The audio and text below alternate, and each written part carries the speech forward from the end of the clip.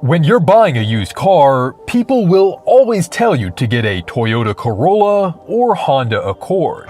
And while that's great advice, today I want to discuss some overlooked alternatives that offer more luxury, more performance, or more personality with solid reliability. So here are 7 actually nice cars for under 10 grand. The Volvo S60 is a mid-size luxury sedan with attractive European styling and a fantastic interior for the price. The second generation S60 was produced from 2011 to 2018, and most of them came with a 2.5-liter turbocharged inline-5 engine called the T5. This motor makes more power than the competition, at about 250 horses, and a lot of them were even ordered with the optional all-wheel drive. The interior comes with luxury touches like faux leather, standard Bluetooth, and a 7-inch infotainment screen. This is a great car if you want the high-end feel without the maintenance headaches that typically accompany it. Owners report that the S60 is generally a solid car in terms of reliability, although some years did have minor oil consumption issues. Used prices are around $5,000 to $7,000. And while we're in the category of Swedish luxury cars, another option is the Saab 9.5. The second generation, introduced in 2010, was one of the final cars produced by the Saab brand before their bankruptcy in 2012. For this reason, it's pretty rare to find a 9.5 on the used market, but that just makes it an even more unique choice. The 9.5 was sold with a 2.3-liter turbocharged 4-cylinder engine or an available 2.8-liter V6. It was the brand's top model, with optional upgrades like a heads-up display and active suspension. While buying cars from a defunct brand can be risky as there's no longer manufacturer support, the good news is that the Saab 9.5 borrowed a lot of its internals from General Motors. In fact, under the hood, it's identical to cars like the Buick LaCrosse, just a lot cooler. This makes it relatively easy to source replacement parts even a decade after Saab's demise. Expect to spend around $7,000 to $9,000 if you manage to find one of these.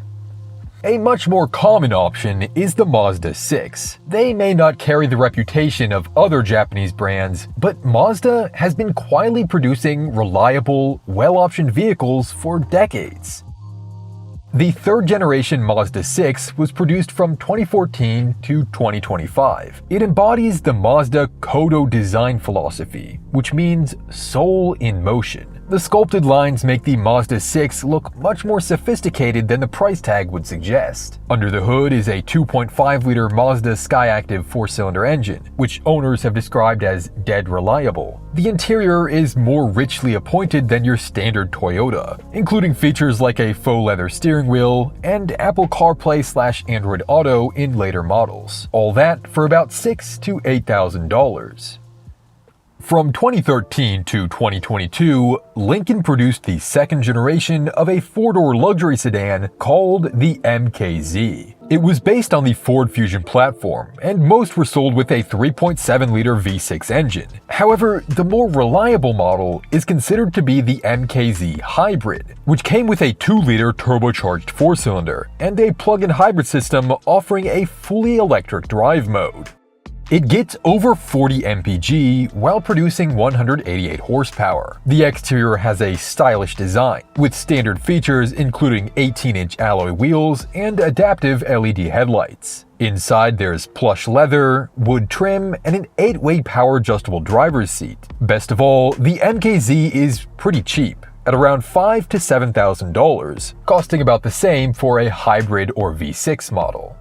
While modern Hyundais have earned a reputation for blowing motors like their candles on a birthday cake, some of their older models were actually pretty solid. The Hyundai Genesis, for example, is lauded as the best they've ever sold, with a 3.8-liter V6 engine that has some owners reporting 300,000 trouble-free miles, as well as an available V8 for a bit more power. The first generation of this full-size luxury sedan lasted from 2009 to 2014. It's a full-size upscale sedan, complete with unique badging, so nobody knows it's just a Hyundai underneath. Reviews were mixed, with many reporting that ride quality isn't quite up to par with German competitors, but still more than sufficient at this price point. Used examples cost around $5,000 to $7,000. Just don't get it confused with the Hyundai Genesis Coupe. Infiniti also offers some competitive luxury sedans like this Q50. Powered by the same 3.7-liter V6 engine used in the 370Z, the Q50 claims to offer both comfort and performance. Rear-wheel drive is standard, with a 0-60 time of about 5.2 seconds. The interior has a dual touchscreen infotainment system, which is admittedly pretty outdated by today's standards. But you also get Bluetooth, a backup camera, and push-button start. The Q50 resides in the sportier side of the luxury world, but are generally maintained better than the older G-series models. Used examples sell for roughly $7,000 to $9,000.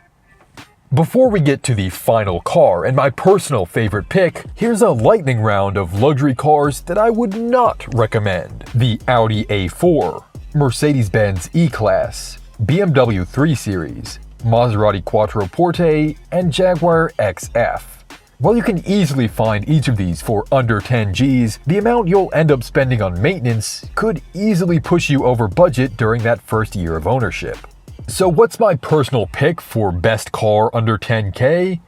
Well, if you ask me, it's the Lexus CT200H. To be honest, you really can't go wrong with any Lexus model. Based on reliable Toyota platforms, Lexus offers some of the most dependable luxury cars in the world. The IS, ES, and GS would all serve you well. But the CT200H just has a little extra practicality in my opinion. It's a 5-door premium hatchback, offering tons of storage. But it's also a hybrid, using the same powertrain as the Toyota Prius. This means you get a combined 42 mpg. In terms of reliability, you can expect the best, as you would from any Toyota product. Just remember to get a pre-purchase inspection done to verify that the hybrid battery system still has plenty of life left, as it can be expensive to replace. I usually see the Lexus CT listed for about $6,000 to $8,000.